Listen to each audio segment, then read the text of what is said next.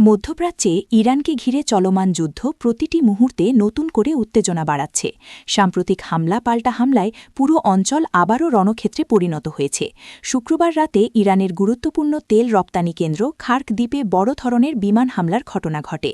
আন্তর্জাতিক বিভিন্ন সূত্র বলছে এটি মধ্যপ্রাচ্যের সাম্প্রতিক সময়ের অন্যতম বড় বোমা হামলা হিসেবে বিবেচিত হচ্ছে।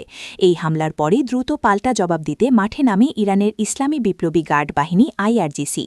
তেহরান থেকে ছোড়ার ড্রোন ও ক্ষেপণাস্ত্রের একের পর এক আঘাতে তেল আবিব সহ ইসরায়েলের বিভিন্ন শহরে সতর্কতা জারি করা হয়। ইসরায়েলি প্রতিরক্ষা বাহিনী দাবি করেছে তাদের আকাশ প্রতিরক্ষা ব্যবস্থা বেশ কিছু হামলা প্রতিহত করেছে, তবে বিভিন্ন এলাকায় বিস্ফোরণের শব্দ শোনা গেছে এবং কিছু স্থাপনায় ক্ষয়ক্ষতির খবর পাওয়া গেছে। সামরিক বিশ্লেষকদের মতে ইরানের ড্রোন ও ক্ষেপণাস্ত্র হামলার ধারাবাহিকতা ইসরায়েলি প্রতিরক্ষা ব্যবস্থার উপর বাড়তি চাপ সৃষ্টি করছে। এই ধরনের আন্তর্জাতিক গুরুত্বপূর্ণ আপডেট সবার আগে জানতে চাইলে এখনই আমাদের চ্যানেলটি সাবস্ক্রাইব করুন। ভিডিওটি ভালো লাগলে একটি লাইক দিন এবং আপনার মতামত কমেন্ট করে জানান। সংঘাত শুধু ইসরায়েলের মধ্যেই সীমাবদ্ধ থাকেনি। ইরানের পক্ষ থেকে মধ্যপ্রাচ্যের বিভিন্ন স্থাপনায়ও হামলার খবর পাওয়া গেছে। ইরাকের রাজধানী বাগদাদে অবস্থিত মার্কিন সামরিক ঘাঁটি লক্ষ্য করে ড্রোন হামলার ঘটনা ঘটেছে বলে বিভিন্ন সংবাদমাধ্যম জানিয়েছে। এছাড়া কুয়েতের একটি বিমান ঘাঁটিতে ক্ষেপণাস্ত্র হামলায় কয়েকজন সেনা আহত হওয়ার খবর পাওয়া গেছে। একই সঙ্গে কাতার ও সৌদি আরবের কিছু স্থাপনাতেও হামলার ঘটনা ঘটেছে বলে দাবি করা হয়েছে। এদিকে সংযুক্ত আরব আমিরাতের দুবাইল বন্দরের আশপাশের এলাকায় সতর্কতা জারি করা হয়েছে। ইরানের পক্ষ থেকে ওই এলাকায় অবস্থানরত জাহাজ ও স্থাপনাগুলোকে নিরাপদে সরে যাওয়ার নির্দেশ দেওয়ার কথাও বলা হয়েছে। ফলে উপসাগরীয় অঞ্চলে সামরিক ও বাণিজ্যিক নিরাপত্তা নিয়ে নতুন করে উদ্বেগ তৈরি হয়েছে। অন্যদিকে ইসরায়েলি সেনাবাহিনী দাবি করেছে তাদের সামরিক অভিযানে ইরানের সেনাবাহিনীর 2 শীর্ষ কর্মকর্তাকে হত্যা করা হয়েছে। এছাড়া জ্বালানি অবকাঠামো এবং সামরিক স্থাপনার পাশাপাশি ইরানের বিভিন্ন সরকারি ও বেসরকারি স্থাপনাও হামলার শিকার হয়েছে বলে খবর পাওয়া গেছে। মার্কিন সেন্ট্রাল কমান্ডের দাবি অনুযায়ী খার্ক দ্বীপে পরিচালিত হামলায় অন্তত 90টি সামরিক অবকাঠামো ধ্বংস হয়েছে। মার্কিন প্রেসিডেন্ট ডোনাল্ড ট্রাম্পও এ বিষয়ে বক্তব্য দিয়েছেন।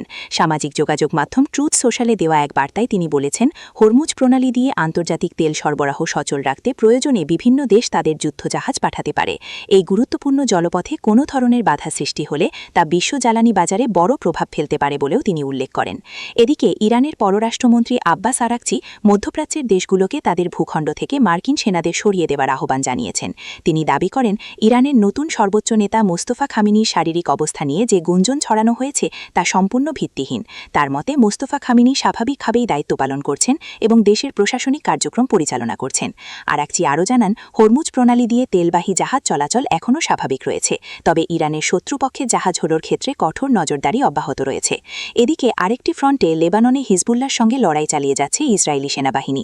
সেখানে প্রতিদিনই নতুন করে সংঘর্ষের খবর পাওয়া যাচ্ছে এবং হতাহতের সংখ্যা দ্রুত বাড়ছে। এই পরিস্থিতিতে উত্তেজনা কমাতে কূটনৈতিক উদ্যোগ নেওয়ার চেষ্টা চলছে। ফ্রান্সের প্রেসিডেন্ট ইমানুয়েল ম্যাক্রো ইসরায়েল ও হিজবুল্লাহকে যুদ্ধবিরতি আলোচনার জন্য প্যারিসে আমন্ত্রণ জানিয়েছেন বলে জানা গেছে।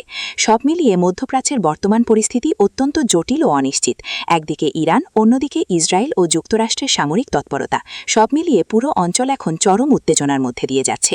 প্রতিদিন নতুন নতুন হামলার খবর সামনে আসছে এবং আন্তর্জাতিক মহল গভীর উদ্বেগ নিয়ে পরিস্থিতির দিকে নজর রাখছে। এখন প্রশ্ন একটাই, এই সংঘাত কি আরও বড় আকার ধারণ করবে নাকি কূটনৈতিক আলোচনার মাধ্যমে পরিস্থিতি ধীরে ধীরে শান্ত হবে?